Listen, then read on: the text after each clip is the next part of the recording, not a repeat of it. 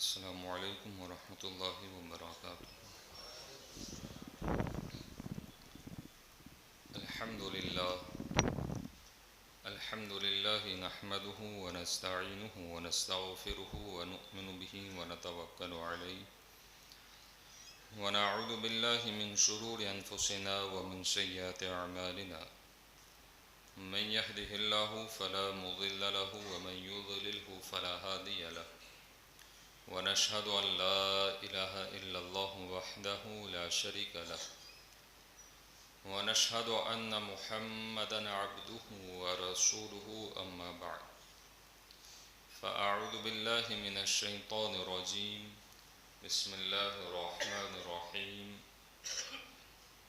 إن الله لا يغير ما بقوم حتى يغيروا ما بأنفسهم وَإِذَا أَرَادَ اللَّهُ بِقَوْمٍ سُوءًا فَلَا مَرَدَّ لَهُ وَمَا لَهُم مِّن دُونِهِ مِن وَالٍ هُوَ الَّذِي يُرِيكُمُ الْبَرْقَ خَوْفًا وَطَمَعًا وَيُنشِئُ السَّحَابَ الثِّقَالَ صدق الله مولانا العظيم وصدق رسوله النبي الأمين المتين الرؤوف الكريم ونحن على ذلك لمن الشاهدين والشاكرين والحمد لله رب العالمين إلى يوم الدين۔ آیات مقدسہ پر کچھ گفتگو کرنے سے قبل انتہائی عقیدت و ادب و احترام کے ساتھ نبی کونین نور مجسم شفیع امم نبی آخر الزمان صلی اللہ تعالی علیہ وسلم کے بارگاہ کرم میں عقیدت و محبت کے ساتھ درود پاک پیش کریں۔ پڑھیں اللہم صلی علی سیدنا مولانا محمد مبارک وسلم صلاۃ و سلام علیک یا رسول اللہ صلی اللہ تعالی علیہ وسلم۔ سرورہ شاہ کریمہ دستگیرہ شرفہ حرمت روح پیمبر یک نظر کن سوئے ما غوث اعظم بمن بے سروں سما مدد قبلہ دی مدد کعبئی ما مدد قادریم نعرے غوث اعظم می زنم دمد شاہ احمد رضا خان قطب عالم می زنم۔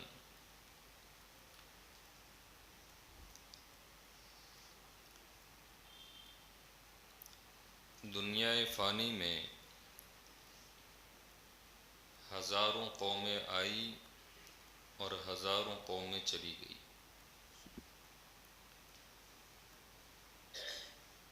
ان قوموں کو اللہ رب العزت نے ترقی بھی عطا فرمائی، بلندی بھی عطا فرمائی،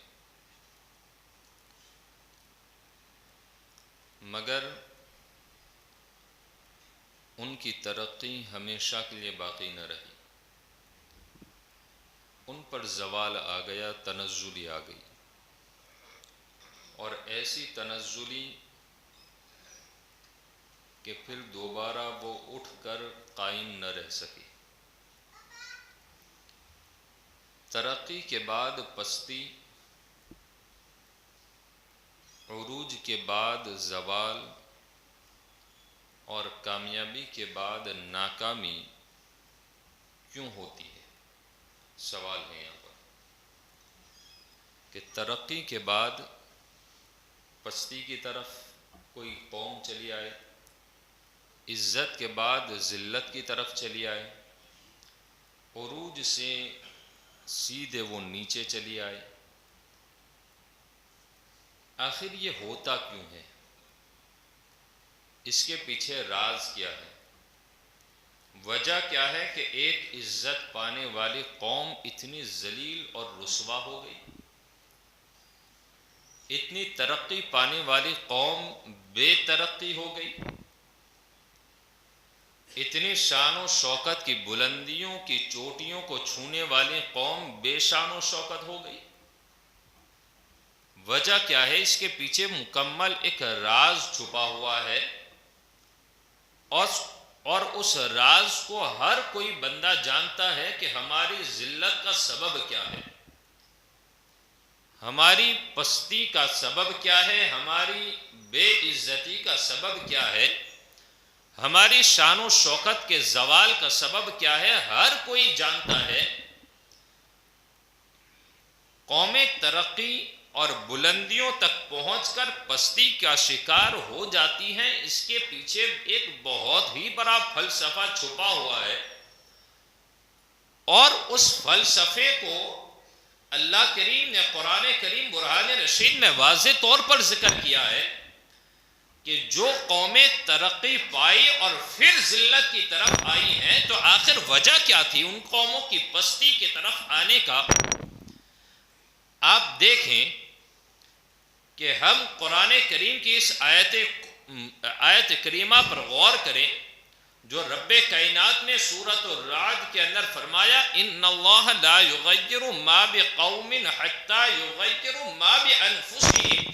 بس اسی قانون الہیہ کے اس اٹل فیصلے کو آپ سمجھ لیں تو سمجھ میں آئے گا کہ آج سے پہلے جتنی قومیں آئی ترقی یافتہ تھی، تنزل میں گئی، عزتوں کے مسند پر اللہ نے انہیں بٹھایا تھا، پھر عزتوں کی مسند سے ذلت کی مسند پر بٹھا دیا گیا، اور ترقی سے تنزلی کے ایسے اونڈے گہرے کھاڑے میں جا کر گر گئی کہ ان کا نام و نشان ہستی دنیا سے مٹا کر فنا کر دیا.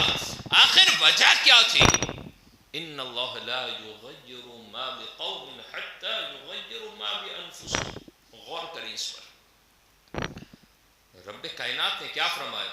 اگر یہ تار دماغ کے اگر اسے جڑ گئے نا تو پھر میں سمجھتا ہوں کہ قوم میں آج جو ہمیں کچھ ہی افراد ترقی یافتہ، پابند شریعت اور خوشحال زندگی گزارنے والے جو نظر آتے ہیں، جنہیں ہم ان پوڑوں کے اوپر گن سکتے ہیں، ورنہ زیادہ تر ہماری قوم عزت کی مسندوں سے ذلت کی مسند پر بیٹھ چکی ہے، رسوائی کے دلدل میں پھنس چکی ہیں، ذلت کا سامنا وہ کر رہی ہیں، ترقی سے بے ترقی ہو رہی ہیں، اور اس کو قوم سمجھتی ہیں کہ ہمیں یہ کرنا پڑتا ہے، ہم ترقی اسی سے پائیں گے. تو یاد رکھو اللہ نے اس کو قرآن میں ذکر کیا ان اللہ لا یغیر ما بقوم حتی یغیر ما بانفسہم. بے شک اللہ کسی قوم سے اپنی نعمت نہیں بدلتا. عزت کیا ہے؟ نعمت ہے نا. شان و شوکت کیا ہے؟ نعمت ہے. معاشرے میں بلند مقام کسی کو اللہ عطا فرمائے، یہ نعمت ہے. کوئی عزتوں کی کرسی پر بٹھائے، یہ نعمت ہے. اور کوئی بہترین مسندوں پر بیٹھ کر اچھے خوان کھاتا رہے، یہ بھی نعمت ہے. اللہ نے کیا فرمایا؟ ان اللہ لا یغیر ما بقوم. اللہ کسی قوم سے اپنی نعمت کو نہیں بدلتا. کب تک نہیں بدلتا؟ اس کا بھی جواب دیا حتی یغیر ما بانفسہم. وہ خود اپنی حالت نہ بدل دے، وہ خود اپنی حالت نہ بدل دے. اب یہاں اس پر غور کریں. تفسیر کی کتابوں میں لکھا گیا کہ اس آیت مبارکہ میں قدرت کا یہ قانون بیان کیا گیا کہ اللہ پاک اس وقت تک کسی قوم سے اپنی عطا کردہ نعمتوں کو چھین نہیں لیتا ہے، واپس نہیں لیتا، جب تک وہ قوم خود اپنے اچھے اعمال کو برے اعمال سے تبدیل نہ کر دیں.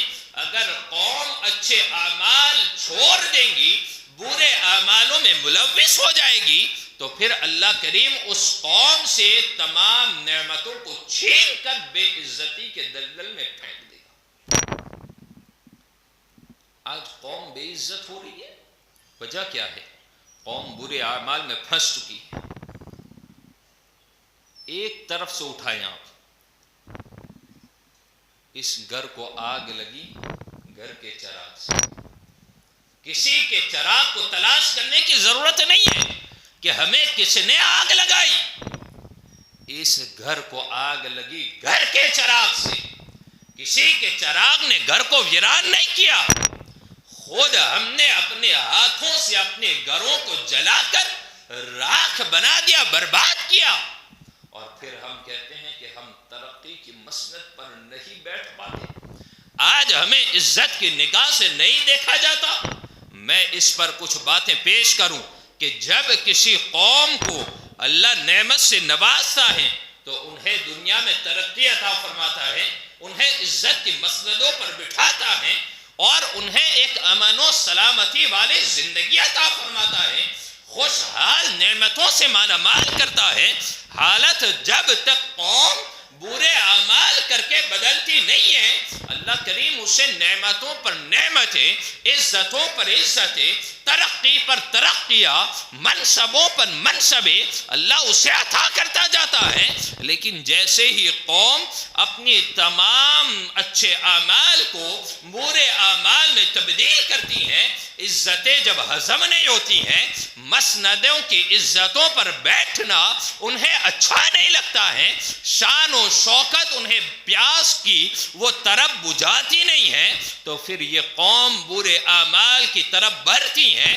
جب وہ قوم برے اعمال کی طرف جاتی ہے تو اللہ ایک دم اس سے نعمتیں نہیں چھینتا ہے بلکہ اسے ڈھیل دیتا ہے کہ میرا بندہ ابھی توبہ کر لے گا، میرا بندہ میری قیمت، میری نعمت کی قدر جان لے گا اور اس نعمت کی شکر گزاری میں سچی توبہ کر کے اس کا قدر دان بن جائے گا، اس عزتوں کی حفاظت کرنے والا بنے گا۔ اتنی ڈھیل دیتا ہے کہ بندہ اس کو یہ سمجھتا ہے کہ رب تو مجھے نعمتیں بھی دیتا ہے، عزتوں سے بھی مالا مال کرتا ہے، تمام چیزیں میرے در اور میرے دامن میں پھینکی ہوئی ہیں، میں چاہے اچھے اعمال کروں چاہے برے عمل کروں میری نعمتیں مجھ سے سلب نہیں ہونے والی ہیں۔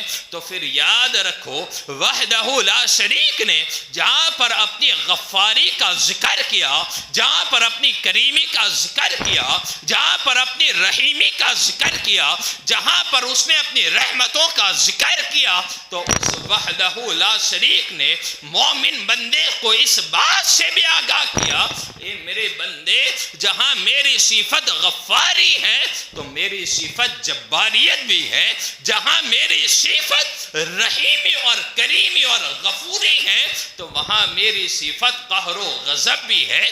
ان تمام کو اپنے دل و دماغ پر بٹھا لو کہ جہاں پر میں رحم کرتا ہوں اور رحم کی نظر جب تک دیتا رہوں تو اسے قدر نعمت سمجھتے جاؤ، اسے نعمت سمجھ کر اس کی حد میں اسے قبول کرتے چلے جاؤ اور اسی حد میں رہ کر زندگی گزارو۔ لیکن بندہ اسے یہ تصور کر لیں کہ نعمتیں زائل نہیں ہوگی، نعمتیں سلب نہیں کیے جائے گی اور نعمتیں ہمیشہ باقی رہے گی، تو پھر رب کائنات نے یہ بھی تو کہا ہے حتی یغیروا ما بانفسہم، جب تک وہ اپنی حالت نہیں بدلتے ہیں اللہ کریم اس سے نعمتوں کو زائل نہیں کرتا ہے، اور جب حالت بدل دیتا ہے تو پھر اللہ اس سے اپنی نعمتوں کو چھین لیتا ہے۔ آپ قوموں کی زوال کی تاریخ اٹھائیں اور اسلامی تواریخ سے لے کر دنیا کی ہسٹری تک آپ پڑھیں تو پتہ چلیں قوم سمود کیا تھی، قوم عاد کیا ہے، قوم بنی اسرائیل کیا ہے، قوم لوط کیا ہے۔ آپ کو میں ایک لمبی فہرست اسلامی قانون اور اسلامی تاریخ کی پیش کر دوں تو آپ کی عقل اگر اسلام کے اصول اور ضوابط کو اگر قبول نہیں کرے گی تو پھر یاد رکھو جس طرح قوم عاد ایک ترقی یافتہ قوم تھی، جانتے ہیں آپ قوم عاد اتنی طاقتور کہ اللہ نے انہیں طاقت سے نوازا، مال و دولت سے بھی نوازا، عزتوں سے بھی نوازا، شرافت سے بھی نوازا، ترقیوں سے بھی نوازا، لیکن اس قوم نے رب کائنات کی نافرمانیاں شروع کر دی۔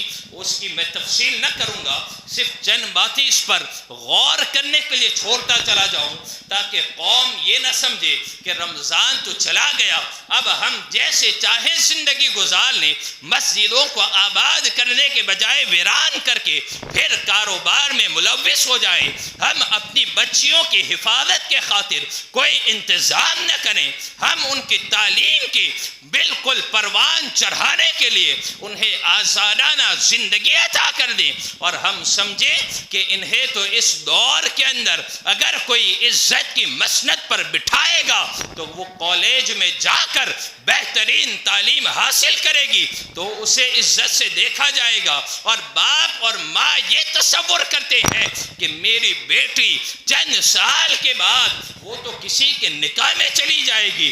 تصور کرے ان باتوں کے اوپر کہ آخر یہ حالات یہ بدل کیوں رہے ہیں کہ 20 سال تک تم نے اسے اپنے خون جگر سے اسے پالا پوسا، اور پھر وہ کالج کی دہلیز پر جا کر پرائے کے ساتھ اپنے رشتوں کو مضبوط کر کے تمہارے رشتے کی کوئی اہمیت نہ سمجھے، 20 سال کی مکمل زندگی تیرے گھر گزار کر وہ کسی غیر کے ساتھ رشتہ باندھ لے اور پھر تیرے گھر آنے کے لیے تیار بھی نہ ہو، اور پھر تو یہ کہے کہ میں نے تو اسے اس لیے آزادی دی کہ وہ کسی کے گھر جائے گی تو پھر وہ اس کے گھر کی امانت ہے، وہ میرے گھر جتنا بھی سکھ چین چاہے میں اس کی جھولی کے اندر ڈال دوں، تاکہ پتہ نہیں اس کا شوہر اس کی خواہشات کو پورا کرے گا یا نہ کرے گا، اس کے سسرال والے اسے گھر سے آزادانہ جانے کی اجازت دیں گے یا نہ دیں گے۔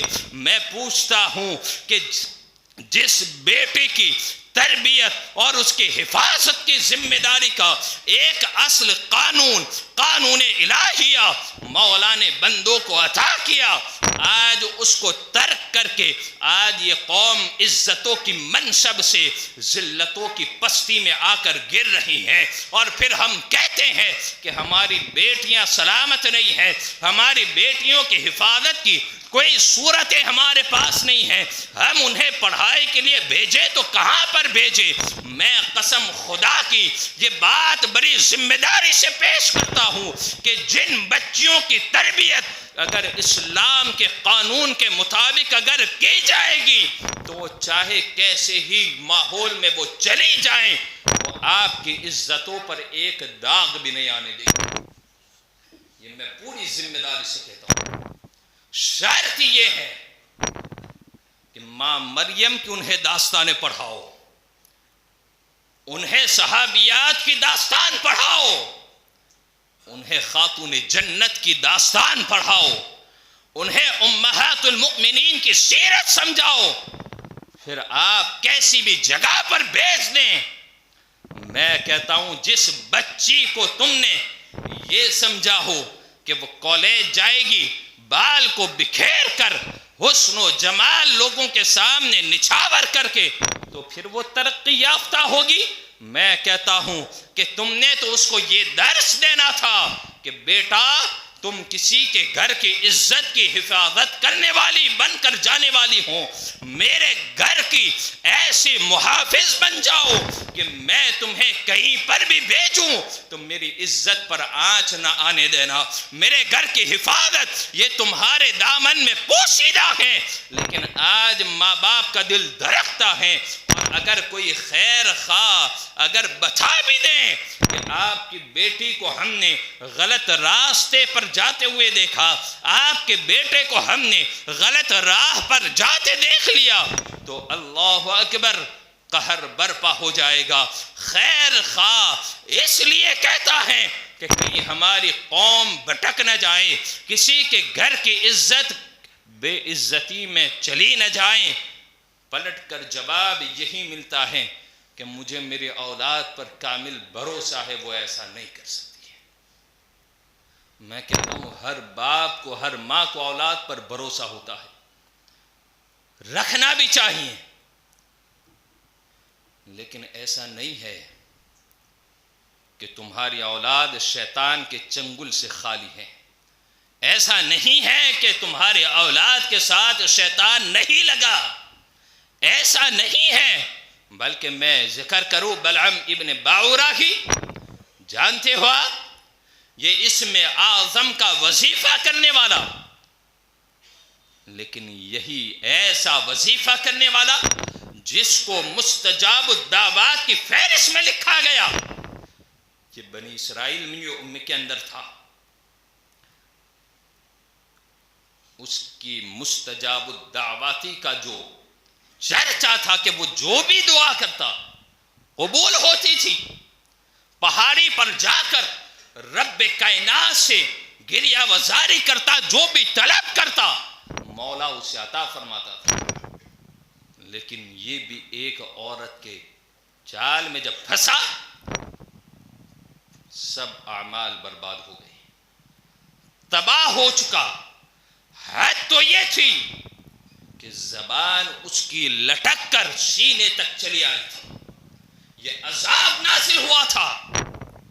اگر قوم اپنی بیٹیوں کی حفاظت اور اپنی اولاد، چاہے وہ لڑکا ہو چاہے لڑکی ہو، اگر وہ اسلام کے سانچے کے اندر تربیت نہیں کرے گی تو چاہے آپ اس پر کتنی ہی پابندیاں لگا دو، وہ حفاظت میں نہیں رہے گی، وہ چلی جائے گی۔ سبب یہ ہے کہ آپ نے اس کی وہ تربیت نہیں کی ہے جو اسلام نے تربیت کا اصول عطا کیا۔ اولاد نعمت ہے کہ نہیں ہے؟ میں آپ سے پوچھتا ہوں، ہے؟ وہ عزت کا سبب بنتی ہے کہ نہیں بنتی ہے؟ چاہے وہ لڑکا ہو چاہے لڑکی، کمبائن میں دونوں کو ذکر کرتا ہوں۔ صرف ایسا نہیں ہے کہ لڑکیاں ہی بیکار ہوتی ہیں، لڑکے بھی ماشاءاللہ بہت اچھے غلط راستوں کا انتخاب بھی کرتے ہیں۔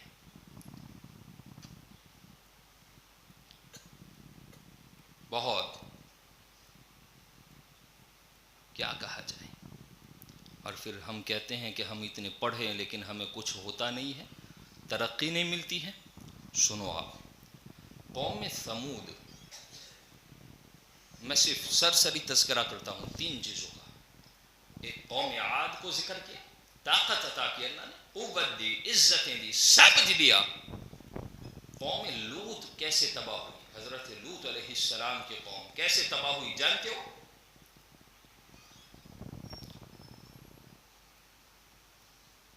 مرد سے شہوت کو پورا کرنے کا ان میں عام رواج تھا، عام رواج، اور اتنا رواج ہو گیا کہ اگر مہمان بھی ان کے گھر آتا تو بد فعلی اس مہمان کے ساتھ بھی کر گزرتے۔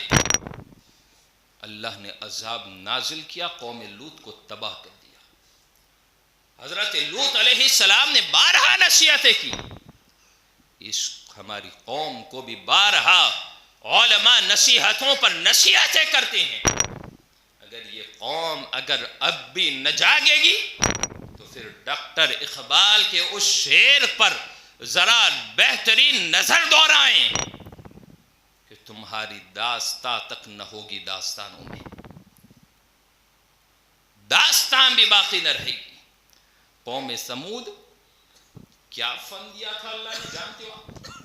ایک بچہ سول انجینئرنگ کی 3 سال 5 سال مکمل کورس مکمل کریں، تب جا کر اسے سرٹیفکیٹ سے نوازا جائیں، پھر وہ 5 سال کسی ماہر انجینئرز کے ہاتھ تلے وہ کام کریں، تب اسے مہارت حاصل ہو، تب جا کر اس میں کچھ نکھار پیدا ہوتا ہے 20 سال محنت کے بعد۔ لیکن قربان جائیں، قوم سمود کو اللہ نے اس کی ایسی مہارت دی تھی تعمیری کام کے اندر کہ وہ جو بھی تیار کرتے ایک انوکھا لگتا تھا، اس میں کوئی پرکشش ایسی چیز رکھ دی جاتی کہ دیکھنے والا یہی کہتا کہ ایسی تعمیر کرنے والا دنیا میں کوئی دوسرا نہ ہوگا۔ اللہ نے اتنی صلاحیتوں سے مالا مال کیا، لیکن پھر یہ قوم سرکشی پر اتر آئی، ناشکری بنی، نعمتوں کا زوال شروع ہوا۔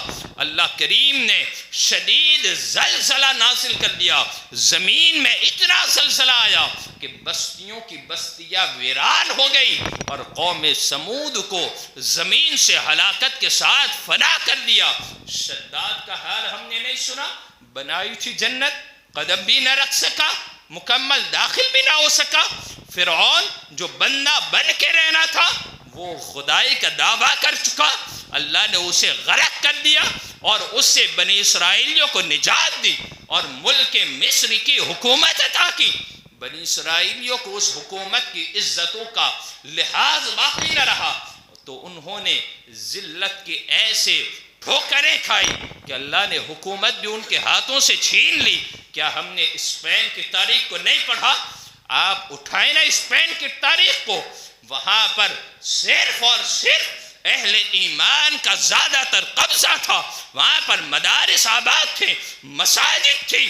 جب تک وہ قومیں اسلام کے سانچے پر عمل کرتی رہی، اللہ نے 800 سال تک اسپین پر مسلمانوں کو حکومت عطا کی۔ اب زوال کا سبب کیسے بنا جانتے ہیں آپ؟ آج صرف برائے نام وہاں پر اہل ایمان پائے جاتے ہیں، ورنہ اسپین پر زیادہ تر عیسائیت قوم کا غلبہ ہے۔ بیت المقدس یہودیوں کے قبضے میں، آخر یہ سب نعمت زائل کیوں ہوئی؟ آپ دیکھیں قوم سبا کی تاریخ اٹھائیں۔ قوم سبا اللہ رب العزت نے انہیں بھی ترقیوں سے مالا مال کیا تھا، اور کیسی ترقی تھی جانتے ہیں آپ؟ اتنی عظیم ترقی، یہ اہل یمن سے تھے۔ کہاں سے تھے؟ کہاں سے؟ سیلاب آیا، اور کیسا سیلاب؟ اس کی مختصر سی تفسیر میں ذکر کر کے صرف آپ کو دعوت دوں گا کہ غلط راستوں سے توبہ کر لیں، بیٹیوں کو نمازوں کا پابند بنائیں، بیٹیوں کو آزادانہ بے برقع کہیں نہ بھیجیں، انہیں اسلام کے قانون و اصول سمجھائیں، انہیں ماں فاطمہ زہرا سلام اللہ تعالی علیہا اور امہات المؤمنین کی سیرت ایک باوقار جید معلمہ کے پاس بٹھا کر، جہاں پر ان کے ڈریسز پر ایسے پیسے خرچ کر کے کہ ان کا جسم غیر اچھی طرح دیکھ سکیں، قسم خدا کی وہ پیسے ان کی تعلیمی تربیت پر خرچ کر کے آپ پرسکون نیند سو سکتے ہیں۔ شرط یہ ہے کہ اسلام کا اصول سمجھائیں کہ تمہیں عزتوں کی مسند پر اسلام نے بٹھایا ہے، ورنہ اس دنیا کے اندر نبی پاک علیہ السلام کی آمد سے پہلے تمہیں ایک جوتی سے بھی کم تر سمجھا جاتا تھا، تمہاری کوئی حیثیت نہ تھی، تمہاری کوئی عزت نہ تھی۔ عزت کی مسندوں پر کسی نے بٹھایا ہے تو وہ محمد عربی علیہ السلام نے بٹھایا ہے۔ نبی پاک علیہ السلام نے تمہیں ایسی عزتیں عطا کی کہ اگر تمہارا شوہر انتقال کر جاتا تو دوسرا نکاح اس بیوہ کو کرنے کی اجازت نہ تھی، منحوس سمجھا جاتا، بند کمرے میں اسے کھانا پھینک کر دیا جاتا۔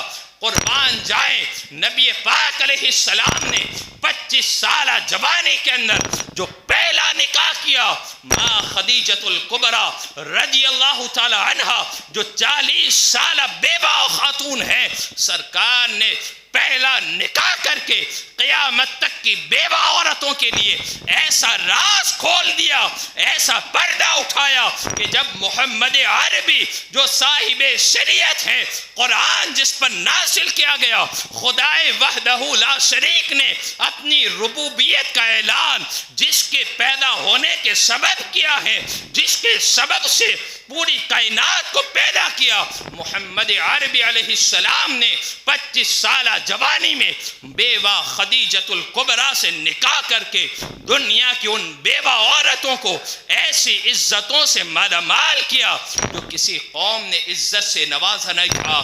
آج اگر میری بہنیں، میری مائیں، میرے دوست و احباب اگر عزت کا دامن کہیں پر تلاش کرنا چاہتے ہیں، میں دعوت دیتا ہوں اسلام کے پکے بن جاؤ، اسلام پر عمل کرنا پابندی کے ساتھ زندگی کا مقصد بنا لو۔ عزت تمہارے دامن سے کبھی زائل نہیں ہوگی، نعمتیں تمہارے دامنوں سے کبھی خالی نہ ہوگی، نعمتوں سے تمہارا گھر مالا مال ہوگا۔ قوم سبا کو اللہ نے کیسا ملک عطا کیا تھا؟ یہ سبا عرب کا قبیلہ ہے، اور عرب کا قبیلہ یہ لوگ اللہ پاک کے نبی حضرت ہود علیہ السلام کی اولاد سے تھے۔ سبا قوم یہ کہاں، یہ قبیلہ کس کی اولاد سے تھا؟ حضرت ہود علیہ السلام. آج اگر کوئی یہ کہے کہ میرا باپ تو عزتوں والا ہے، مجھے بھی عزتوں سے نوازا جائے گا، میں چاہے کیسے بھی کام کروں، یاد رکھو زوال جب آتا ہے نا تو باپ کی عزتیں نہیں دیکھی جاتی ہیں، منصب نہیں دیکھا جاتا، اس کی شہرت نہیں دیکھی جاتی. تم نے برا راستہ اختیار کیا، اب تمہارے مخدر کے اندر ذلتوں کا، رسوائی کا موصلہ دار سلسلہ شروع ہو جائے گا. اور ایسا ہی ہوا. حضرت ہود علیہ السلام کے اولاد میں ہیں، لیکن یمن کے اس بستی میں رہتے تھے. اللہ پاک نے انہیں بے مثال نعمتوں سے نوازا تھا، اور ان کی بستی کی آب و ہوا کیسی صاف تھی جانتے ہو؟ وہاں پر مچھر بھی نہ تھا، کھٹمل بھی نہ تھا، مکھی بھی نہ تھی، کچھ بھی نہ تھا. ہمارے یہاں سینکڑوں مچھر پائے جائیں گے، ہزاروں کھٹمل پائے جائیں گے، لاکھوں کی تعداد میں مکھیاں پائی جائے گی، لیکن یہ ایسی آب و ہوا کہ نہ مچھر تھا، نہ مکھیاں تھی، نہ کھٹمل تھا، نہ پسو تھا. حد تو یہ تھی کہ اللہ نے اتنی نعمتیں اتاری کہ وہاں پر سانپ اور بچھو بھی نہیں آتے تھے. وہاں کی زمین ان تمام موذی جانوروں سے محفوظ رب نے بنا کر رکھی تھی. لیکن پھر ہوا کیا؟ زمین بھی اتنی زرخیز تھی کہ ہر باغ کے اندر کئی قسم کے پھل ہوتے تھے. تاریخ میں لکھا گیا، سیرت میں مفسر فرماتے ہیں، اور سیرت میں تاریخ لکھنے والوں نے لکھا کہ کوئی خالی ٹوکرا لے کر اس باغ کے پاس سے گزر جاتا تو اس ٹوکرے کے اندر قسم قسم کے پھل ڈال دیے جاتے اور وہ ٹوکرا خالی بھر جایا کرتا تھا. ایسے باغات، ایسی آب و ہوا. لیکن پھر یہ قوم خوشحال زندگی کو قبول نہ کر سکی. سمجھی کہ ہم تو حضرت ہود علیہ السلام کی نسلوں سے ہیں، تو ہم تو تباہ نہ کیے جائیں گے، برباد نہ کیے جائیں گے. اور جانتے ہو حد تو یہ تھی کہ اللہ نے 13 انبیاء کرام ان بستی والوں کی طرف بھیجے تھے. کتنے؟ 13 انبیاء. 13 انبیاء کی باری باری وہاں پر بھیجے تاکہ اس قوم کو سمجھائیں، تاکہ وہ عمل کرے.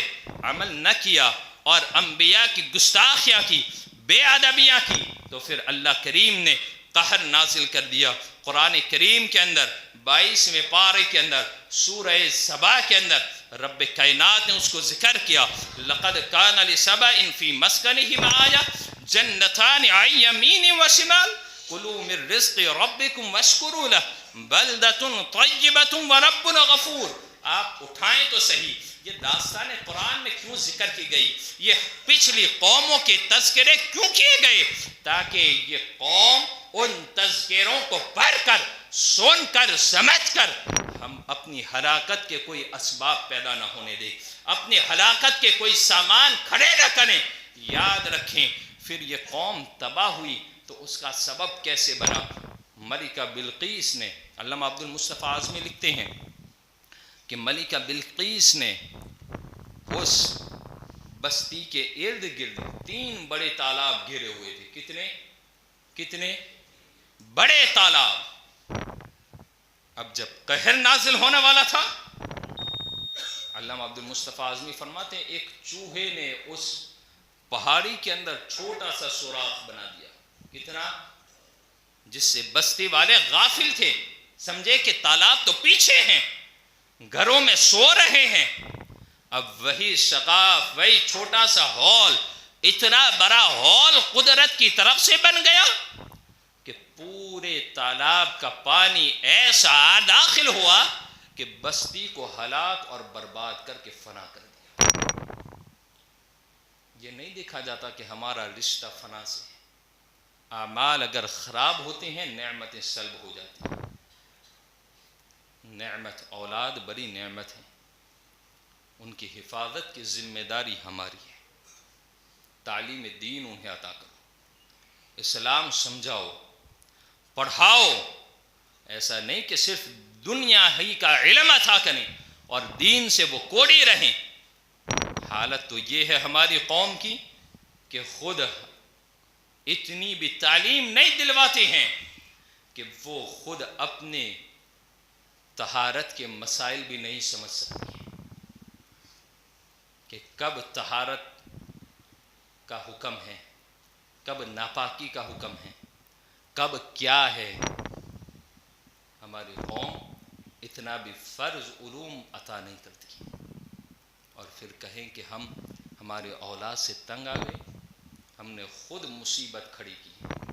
پڑھائیں، دین پڑھائیں، سمجھائیں، اسلام کی تعلیمات پر خود بھی عمل کریں، اولاد کو عمل کروائیں۔ اللہ کریم ہم سب کو عمل کی توفیق نصیب فرمائے، برے اعمال سے بچنے کی توفیق عطا فرمائے۔ اللہ کریم ہر بچے اور بچی کی جان، مال، عزت و آبرو کی حفاظت فرمائے، ہم سب کی حفاظت فرمائے، ہر گھر کی حفاظت فرمائے۔ اللہ کریم ہم سب کو ایمان پر خاتمہ بالخیر نصیب فرمائے۔ دوران گفتگو عمدن سہمن لفظاً معنا کوئی خطا ہوئی ہو، اللہ کریم کی بارگاہ میں توبہ کر لیں۔ استغفر اللہ ربی من کل ذنب واتوب الیہ وما علینا الا البلاغ۔ السلام علیکم ورحمۃ اللہ وبرکاتہ۔